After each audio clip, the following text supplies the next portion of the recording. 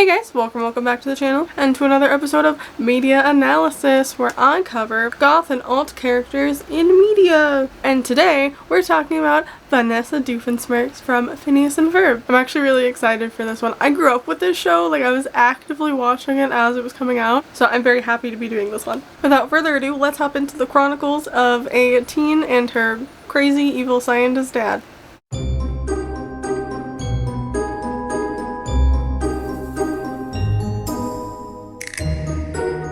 Phineas and Ferb was an animated comedy musical show, that's a mouthful, that ran from 2007 to 2015 with a total of 4 seasons and I believe 2 movies. The show follows brothers Phineas and Ferb as they try to have the best summer possible. Wacky adventures ensue. The intro to the show is done by the band Bowling for Soup and they make multiple appearances throughout the show. If you've never heard of them, please go check them out. They're fantastic. The show just really holds a special place in my heart, okay? But as always, I'm only going to be focusing on the specific character we're talking about today, the episodes they're in, and the characters that they interact with. So starting off with our main girl, Vanessa. She is a teen girl with divorced parents who helps her dad out from time to time. Her dad is Dr. Doofenshmirtz, who is a evil genius scientist. And then we have her mom, Charlene, who isn't crazy relevant, but she makes a couple appearances here and there. It seems like they have dual custody of her and the mom pays the dad alimony. Ferb, aka Phineas's older brother, will also be relevant in this, and also Candace, who is Phineas and Ferb's older sister, who is always trying to bust them for their crazy inventions. And finally we have Perry the Platypus, who is just a platypus. That's it. No, really, he's actually a secret agent, has to take down Dr. Doofenshmirtz every episode. So, now that we've established the characters, let's hop into season 1. We meet Vanessa as Dr. Doofenshmirtz's assistant, who really doesn't care to be there. Dr. D makes an evil scheme. At the end of the episode, we find out Vanessa is his daughter, and this is the worst bring your kid to work day ever. Later in the season, we also meet Charlene, Dr. Doofenshmirtz's ex-wife, and Vanessa's mom. She kept the last name though, okay? Vanessa spends the entire episode trying to prove to her mom that her dad is evil. Meanwhile, Phineas and Ferb are making an invention and need some blueprints. Ferb meets Vanessa at the blueprint store while she's also picking up blueprints for her dad. Vanessa says hi and Ferb is a man of little words, so he doesn't say anything back. And then it cuts there. Remember this interaction for later. While Vanessa is busy trying to bust her dad, Candace is also busy trying to bust her brothers. And we get possibly my favorite song in the entire show, because remember, this is a musical show. But of course, Candace's mom and Vanessa's mom go to their daughters and find nothing wrong. Damn.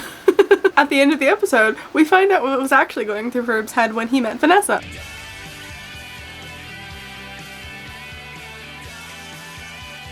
Hey. This man had a whole experience. Episode 14 is one of my favorite episodes. It's Vanessa's 16th birthday, and Dr. D and Perry have teamed up this time to throw Vanessa a birthday party in a warehouse. He talks about all the parties he's thrown for his daughter over the years through the pictures he shows. You can tell Vanessa has never liked her parties. He continues to throw very girly parties that are more made for a 5-year-old than an alternative teenager. She shows up early and gets pissed because the room looks like a unicorn threw up in it. Also, her dad might have went through her phone and invited all of her friends and her crush, Johnny. Yeah, that'll be fine. He even made a giant firework for her birthday, but of course it's also his evil invention to get rid of Perry. He, however, ends up getting accidentally strapped to it right before it takes off. The firecracker causes the party to basically explode and look all destroyed and abandoned. Just in time for Vanessa's friends to show up, and they love it. Vanessa does give the credit to her dad for putting it together and says he's really sweet. The episode ends with Vanessa and Johnny getting to snuggle up together while the fireworks go off. Remember, Doofenshmirtz was attached to that. How is this man not dead? We get this lovely scene in the next episode. It's like a total disaster! What? What? The dry cleaner switched my clothes with some goth chick! I look like a total freak! Like I'm all outsidery! Which was actually trending on TikTok and was the entire reason behind me wanting to make this video. We also get to see Vanessa's room in this episode. and it's pretty awesome. No surprise there. I realized it might not be obvious from the clip, but Candace and Vanessa get their clothes to switch at the dry cleaners and spend practically the whole episode looking not like themselves, obviously. They meet at the end of the episode at the dry cleaners where they realize they got each other's clothes. They were both rocking the looks though. On to season 2. This is a quick scene that I could not help but mention, but Ferb is passing by in a alien spaceship car, don't ask, and he passes Vanessa and she is pretty impressed by his sick ride. On to episode 14. Vanessa has to ride on the back of her dad's moped with him, which she finds incredibly embarrassing. She also runs into Ferb as they are driving, and he goes into daydream mode again. This man is whipped, and he's only met her like 3 times. Vanessa wants to prove she can be responsible enough to have her own car. Vanessa and her dad are shopping for this rare one-of-a-kind item, but one of the kids grabs it before Dr. D can. So Vanessa uses this opportunity to prove to her dad that she can be responsible and get the item for him. The whole episode is basically just a montage of different groups of people trying to get this one item. Ferb saves Vanessa from getting run over by a shopping cart going like 50 miles an hour. No big deal. She thanks him but leaves quickly because she is still on the hunt. We get this amazing montage of Ferb and Vanessa running around a loading / shipping room while Vanessa sings a song. It cuts multiple times to Vanessa singing and Ferb playing the guitar next to her. It's fantastic. She does end up getting the item for her dad, but Perry moves the metal detector in front of Dr. Doofenshmirtz, so the store security thinks he's shoplifting. Vanessa leaves to go find out where they took her dad, but not before thanking Ferb for all of his help and kissing him on the cheek. Guess that car will have to wait. Oh yeah, thanks. Good job, Ferb. In the next episode, Dr. D buys a doll from Phineas and Ferb's garage sale, which was actually Candace's doll that ends up getting sold by mistake. He remembered Vanessa always wanted this specific doll. She's incredibly whatever about the gift, hoping that she was gonna get a car instead, but she quickly changes her tune after her dad said he's never stopped looking for this doll since she was 7 years old. The dedication. She's actually incredibly happy that he cared that much. Say what you will about Doofenshmirtz, he may be an evil scientist, but he's actually a good dad, okay? She even sings about how good of a dad he is in the episode. We find out that basically her dad has always been somewhat of an embarrassment to her, but everything he does, he truly does for her. She puts the doll on her shelf, but it falls near a box of donation stuff. Her mom ends up putting the doll in the box, thinking that it just fell out of the box, and sends it off to the charity shop. Vanessa and Candace end up at the same charity shop because Candace was also looking around for this doll, and they start physically fighting one another to get the doll. They fall, and the doll happens to land in a young girl's hands, and she is very excited. Candace says that maybe she's too old to have dolls, and Vanessa says this. Yeah, maybe I don't really have to have the one object my dad spent years to find in order to show me his affection. No, actually I do. Give me that, kid. She would rip a doll out of a little girl's hand. I see her point of view though. The episode ends with her calling her dad to tell him about her day, and he says what she did was actually pretty evil and that he's really impressed with her. That was a really fun episode. I really enjoyed that one. This is another quick scene that I had to include because I thought it was so funny. But Jeremy, aka Candace's love interest / boyfriend at some point, shows up to Dr. Doofenshmirtz's house to give him guitar lessons. Vanessa meets him and tries to flirt, because of course we love a musician, but immediately becomes disinterested in him when he says he doesn't know any heavy songs and they're just not his style. Same girl. Vanessa really said, if you're not alternative, I don't want you. Here comes another banger of a song. Okay, in the next episode, Vanessa goes to the dump for this concert with her friends and crush Johnny, but is nervous about her dad having to pick her up afterwards, saying that it's never gone well before. We do get told I can't say that word. We do get told for sure that Vanessa's friends are not goth, but punks by Vanessa herself. She never outright says what she is, and in a later season, her one friend says he's goth. I do appreciate the clear distinction. Meanwhile, in another part of the dump, Dr. D is getting beat up by Perry. His hands end up landing in a glue container, and he gets the records at the DJ station stuck to his hands. Perry helps him drop the sickest song so that he doesn't look like an embarrassment to his daughter. Roll the clip. But I fell down this hill. Now I got glue on my hands and I got records on my fingers. Records on my fingers. I got records on my fingers and I just can't stop. Vanessa tells her dad that he's cool, gives him a kiss on the cheek, and joins in on the dancing with everyone else. Doofenshmirtz deserves Father of the Year. Give this man a medal. The next time we see Vanessa, it's a 2-part special called Summer Belongs to You. I noticed binge watching the show that they really like to do 2-parter episodes episodes at the end of every season, and I was very here for it. They were all incredibly good. Basically, Phineas and Ferb and friends are flying all over the world to make the longest day of summer. Dr. Doofenshmirtz and Vanessa are also flying, but off to Tokyo. Vanessa thinks this is a dad and daughter trip, but Dr. D secretly is only there to infiltrate this good guys convention. He might have also kidnapped Major Monogram, who is Perry's secret agent boss. What the fuck? This was also a thing that happened. Vanessa tries to storm off because she's pissed that all her dad is doing is working. She accidentally gets hit by one of her dad's inventions and falls off of the Tokyo Tower. Thankfully, she gets saved just in time by Phineas and Ferb's plane. So she decides to hitch a ride with them and go to Paris, which we find out is where she actually wanted to go in the first place. Dr. D asks Perry and Monogram to help him go after his daughter. Like, hey, I know I kidnapped you and everything, but like, can you help me? Phineas and company make it to Paris and split off into pairs to help repair the plane. Ferb and Vanessa end up on top of the Eiffel Tower. Vanessa rants to Ferb about her dad. Ferb leaves really quick, and while he's gone, Vanessa's dad shows up. Ferb comes back just as she's leaving. He wanted to give her a rose. She does say thank you and bye to Ferb as they're flying off. Ferb rejoins the rest of the group and says this. Where's Vanessa? She went off with someone else. That's too bad. I thought the two of you, you know, a boy, a girl, alone in the city of love. I thought romance was a foregone conclusion. Isabella, did you say something? I need a new pencil. Phineas is so blind. Poor Isabella. As soon as Vanessa and everyone land in Paris, Perry arrests Doofenshmirtz. Vanessa actually threatens them with a weapon to let her dad go. And she walks her and her dad back to the flying car and takes off. The weapon was actually just a hairdryer, but hey, it worked. This causes Dr. D to cry tears of joy over the idea that his daughter might be at least a little bit evil. What a relationship. On to season 3. Dr. D is on a call with one of his evil colleagues, and Vanessa overhears her dad say that if he had a son instead of a daughter, that he would be more successful. He didn't actually mean that. She just overheard the wrong part of the conversation. She storms off before he can explain, and later in the episode he was going to use one of his inventions on Vanessa to make her forget what he said earlier. But the only reason he doesn't is because he figures out she was actually wearing earbuds all day and didn't hear anything he actually said. Just gonna give your daughter amnesia, that's cool. He does redeem himself in this next episode though. Vanessa is going camping with her friends and her dad tries to tag along because he's worried about her safety. Vanessa makes him go home because she's 16 and can handle things on her own because she's practically an adult. Oh, sweet summer child. We do get to see that Dr. D very much views Vanessa as still his little girl, regardless of how old she is. He decides to disguise himself as a hippie to be even more overprotective, and even enlist the help of Perry to dress up as a bear to scare them.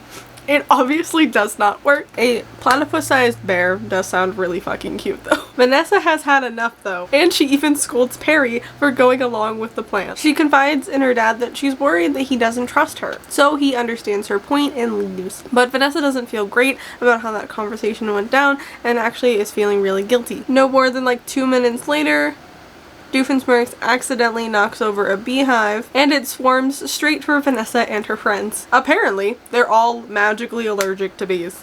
What are the odds? So dad to the rescue. Doofenshmirtz smothers himself in honey to get the bees to follow him and then promptly jumps into the lake. Vanessa is proud and impressed by her dad by the end of the episode, and it ends with Dr. D, Perry, Vanessa, and her friends all enjoying s'mores by a fire, and you can see Dr. D completely covered in bee stings. Again, Dr. Doofenshmirtz is a good dad. Okay, this next episode was crazy. For an animated kid show, it really feels like they went all out with Vanessa's episode. Vanessa breaks up with Johnny over the phone because, according to her, video games are more important than her.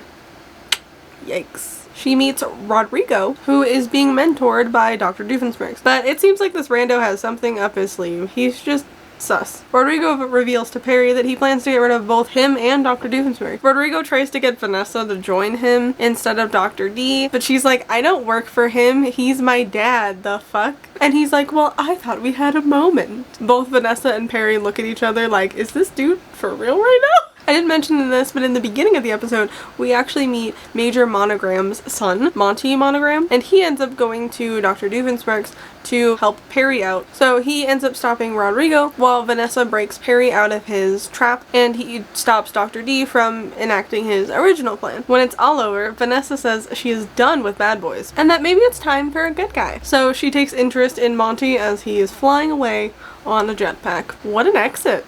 Okay. The next episode is really random and serves literally nothing to this plot, but I absolutely loved it, so I'm including it. This is another one of those two-parter episodes, but this one's a fantasy alternate universe. We don't see Vanessa much in this, but she is a lady of the lake or something. She's just here to give prophecies, pretty much, and she looks really pretty doing it. She sends Phineas and Ferb on a quest to defeat Maleficent's. Perry is a small dragon in this, which, my god, he's so fucking cute. Cue the evil jingle. It's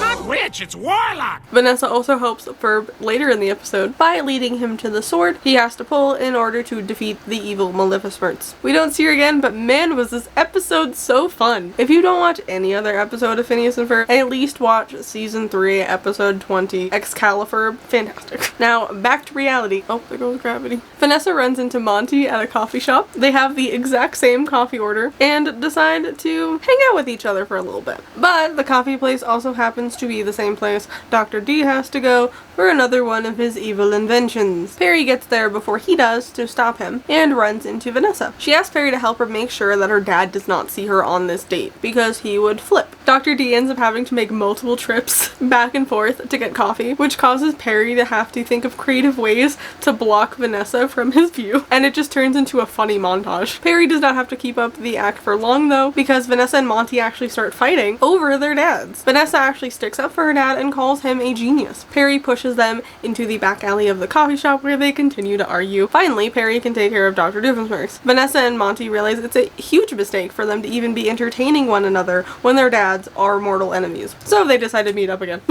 I think this is where I stopped watching for whatever reason, because I truly did not remember this episode, but it was great. In the next episode and final episode of season 3 that she's in, we only see her once for a brief second, but she is rocking the cutest bathing suit. I need it. On to season 4, aka the last season. If you have made it this far, thank you. Leave a little blue heart emoji down below to represent Perry the Platypus, because I love him. Anyway, on to season 4. Vanessa and all of the other characters in the show are going to a 50s sock hop event, and everyone looks fantastic. Dr. D is also going and asks Vanessa who she's going with. She won't tell him, but we find out later that it was Monty, which is actually bad because both Vanessa's dad and Monty's dad happened to be at the same event. It turns out fine though, it actually really doesn't matter. We only actually see Monty and Vanessa together like twice in the entire episode. Vanessa's not seen again until episode 13 when her and Monty are going on another coffee date and they kiss at the end of it. He tells her he's going to see this cover band tonight and asks if she wants to join. She is not interested in the slightest and declines, but by the end of the episode she ends up showing up anyway. That's adorable. Another quick mention of Vanessa in another episode that turned out to be unintentionally great. For one, Dr. Doofenshmirtz calls her pumpkin pants. Love that. And he teleports her to the movie theater using one of his inventions because he can't afford tickets because he spent all of his alimony money. He teleports her too soon though, and she gets stuck watching a kids movie. Unironically, Candace is there watching the movie, and they bond for a moment about how good the movie was. They even sing a sick rock rendition of the song from the movie in the outro credits.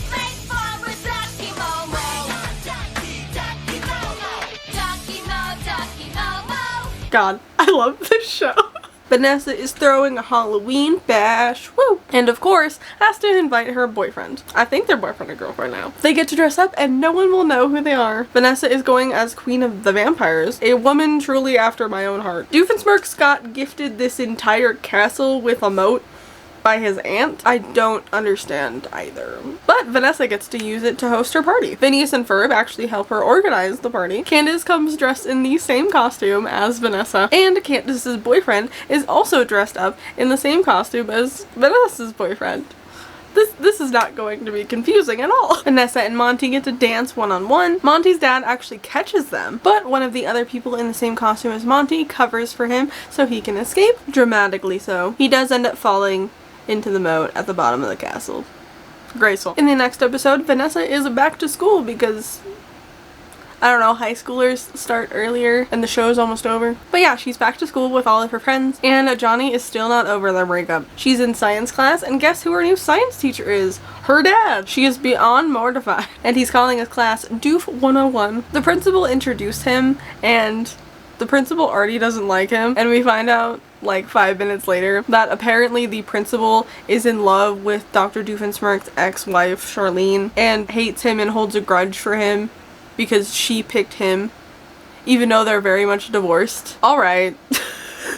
Do I care? Back to science class though. Dr. Doofenshmirtz accidentally turns Johnny into a reptile gorilla hybrid man when a petri dish lands on him. Perry is sent to stop this and has to go with Vanessa and friends to find him. Johnny gets weirded out by Perry and grabs Vanessa and runs out of the school. Meanwhile, Dr. D makes the antidote, and with the help of Perry, Vanessa is able to give Johnny the antidote. Vanessa inadvertently saves his life as he's about to fall off of a tower, and he's so thankful, but she's like, please, dear God, don't read into this.